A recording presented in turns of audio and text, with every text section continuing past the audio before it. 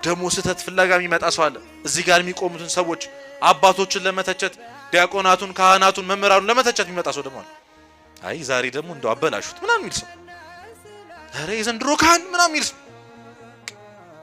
የኛ ድርሻ ተዛ ይለንም አባቶችን መስደብ ሆኗል። የዚህ ትውልድ ስራ ደሞ ታውቃለች።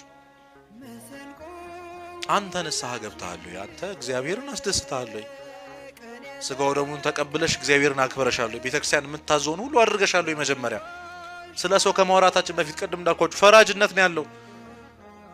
ሁሉም ወጣት ለሃይማኖቴ ሟች ነኝ ይላል። ቤተክርስቲያን እኮ እንድትሞትላት አይደለም የምትፈልገው እንድትኖርላት ነው። እግዚአብሔር የሚሞትለት ያጣ መስሏችሁ ነው?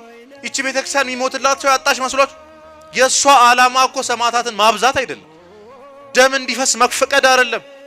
በትክክል ክፉ ልማዳቸውን ኃጢያታቸውን ሱሳቸውን ትተው የሚመጡ ከስጋዊ ነገር ሰማዕት ሆነው የሚመጡ ወጣቶች የምትፈልገው ቤተክርስቲያን።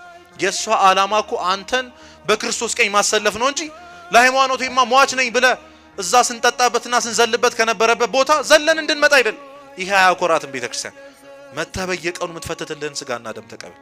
ሁላችንም ንስሐ መግባታችን ወደ እግዚአብሔር መመለሳችን የምትፈልገው እቺ ቤተክርስቲያን እንጂ ስትቃጠል እየሮጠ የሚመጣ ወጣት አይደለም። እሱንማ ማናጣ እንድትኖርላት ነው የሚፈልገው፣ እንድትኖርላት ነው የምትፈልገው።